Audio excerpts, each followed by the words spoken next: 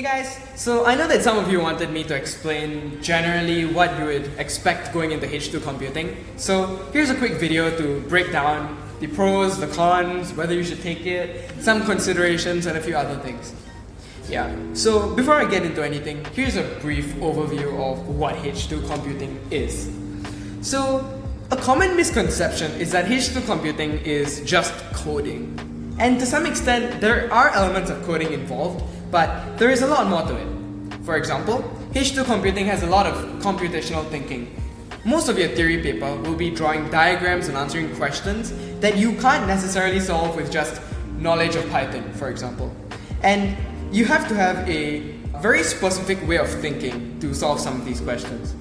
Another thing is that you need a comprehensive knowledge of things like computer systems or networks or computer security. And all of these elements merging together is what you will get out of H2 computing. So you have to keep that in mind. In computing, there are four main domains. There is algorithms, programming, data, and networks. And in these four domains, you're going to learn breadth and depth generally. So you're going to get a good overview of different subtopics and topics within all of these.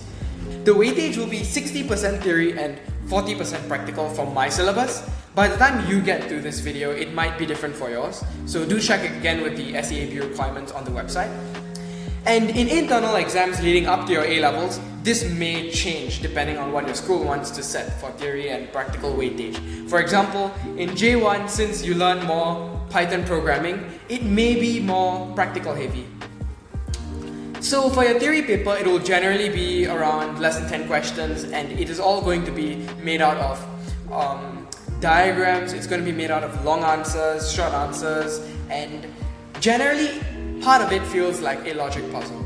However, once you're in J2, a lot more networking and theory related components come in. So for that, it's going to feel like short answer questions generally. And for practical, you're going to be given less than 10 questions again, similar to NOI's format, but much more manageable. So there'll be 4 or 5 main tasks, and within each of these tasks will be an overarching requirement that you have to hit. And each subtask will slowly guide you towards that overarching requirement. And because of the way that it's broken down into smaller and smaller subtasks, it becomes much more manageable for you to do. And the subtasks won't be anything impossible. It'll be things like reading, writing, sorting, searching, implementing basic algorithms, etc. So, one more thing to note about computing before I get started is that computing requires you to take math and economics. You can choose between chemistry and physics. Well, this is the case for VJC. In other schools, they may have more restrictions or maybe various combinations such as further math and computing that you can take, but for VJC, it is just these two. So a big query that a lot of you have been asking me about is, how do I prepare for the selection test? And my simple answer is, you don't. There is nothing to prepare for. It's just a bunch of riddles, and in complete honesty, I think preparing for it may make you do worse. For example, during my selection test, there were a bunch of questions that I overcomplicated and overthought, and I don't really think I answered them perfectly or the way I wanted to, but I still managed to get in and do reasonably well on the selection process, so I think it all worked out. But in my honest opinion, don't try and prepare too hard. It might make things worse. However, there are some things that you can prepare for, which is, for example, the portfolio field. In that case, what I would say you should do is maybe learn basic Python. That's a very simple thing you could do. If you learn basic Python, maybe build a few projects based on that. That would be good. If you have actual experience with programming languages, with tech CCAs, competitions, etc., good. That would be very useful in your portfolio application. And if it's good enough, it might land you an actual seat in computing. However, if you don't have any of these things, not to worry. You just need to work on building projects. Projects is something I'll very heavily emphasize on. If you can, maybe learn additional programming languages and frameworks that could complement your knowledge. But as a baseline, build some projects. And importantly, make a resume and make it good. If you can do that, then it's already half of the battle won. Make a decent resume. Other than those two, if you're selected for any sort of interview, maybe your JC has it, then Just go there and speak about your interests and experience. I don't think there's much you can mess up there. Just be genuine and honest, I guess. Highlight certain things you want to learn and don't be overconfident. Because being overconfident or trying to show off may indicate arrogance, which I don't think may be very useful for your application or any application in general. Yeah. It would be good if you have internships, but if you don't, that's again completely fine. That should be about it for the selection process. Now, let me cover some pros of computing. Some that convinced me and some that I think might convince you. Firstly, there is a very practical syllabus that teaches you hands-on skills. So you can build projects as part of your revision. I think that this is quite useful because you can kill two birds in one stone and you can refurbish your portfolio while studying for your exams. 2. You get access to hundreds of vaulted competitions, internships, connections, opportunities, scholarships, and many other things that are not necessarily given to other students.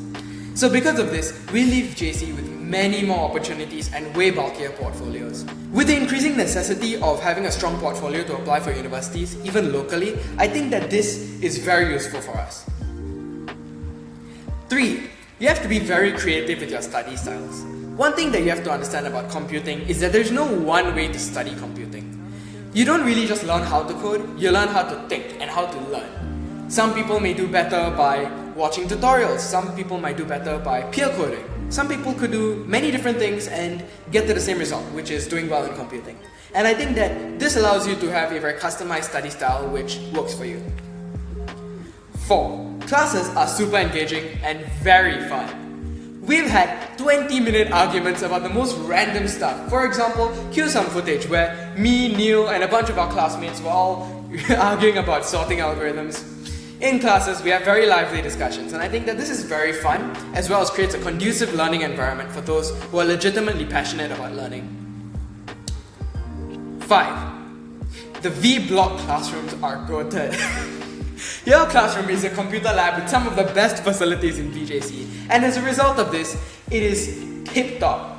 Honestly, I think that the new equipment, the new computers, the air conditioning, everything about the V-Block is perfect and you should be a pro to taking computing. But again, this shouldn't be something that sells you on computing. Less than half of us are conventionally nerdy to the point that it's weird. Just like the computer science stereotype, most of us are quite fun to be around, and the sense of community that you get is quite insane. You could never ask for this in other classes. During computing, we all sit with our friends, we work on problems together, we all talk, we discuss, and I find that very fun, as well as very conducive because it creates a sense of community, like I previously mentioned. Honestly, you could go through the entire year without doing any assignments yourself, and although this is a bad thing for you, it does ensure that those who may be weaker in the subject have adequate time and opportunities to catch up. 7. You won't get destroyed by your exams. Your computing will score consistently higher than most of your other subjects if you play your cards right, simply because of the way computing can be mastered. And because of this, if you're good at computing, your RP can be way better. However, this isn't a guarantee, nor is it something that I say will happen to all computing students. In fact, for a lot of my friends, it may be their worst subject. So, do ensure that you study hard if you want to reap the benefits of this. 8. Your answer keys will accept answers from almost anywhere. You can get answers from ChatGPT, from Geeks, you can get them from articles, from online, from research papers, wherever you want to get them. As long as it makes sense, you will get your marks for computing. So there's no need to memorize answering techniques or do anything that won't actually help you in learning the subject as a discipline. And the most important part is the student-driven syllabus. The students regularly help out in syllabus design and in creating notes, sharing resources. And because of this, I think that it's very nice because students know what students need. And because of this, I find that it's very conducive as well as effective in teaching students what they need to know for computing. Now, let's go over some cons for taking computing. Firstly, you must sacrifice a science subject. If you don't really like the conventional biology, chemistry, physics combination, then this could be a pro for you, because it certainly was something that I didn't really like. However, if you want to expand your options and explore more in the future, I don't really think this is good for you by sacrificing one science subject. Secondly, you have more restricted combination options. If you're a computing student, you can only take 2 or 3 set combinations. And this is problematic in the sense that you're not allowed to explore some of the disciplines you may be interested in. For instance, I really like history, literature, and data studies, but I tried appealing for them, I couldn't get them, but I was forced to take econs instead. And although I see the logic in this, it may be a reason why you may not want to take computing. 3, it can't be last minute studied. No matter what people say, you can't last minute study computing. Even if you're a good programmer, you just can't. Your classmates can effectively take one look at your study styles and accurately predict your end of year grade. Because computing is a consistency game. You're going to be learning content and have to practice previously found content. And as a result of this, it is very important to stay consistent.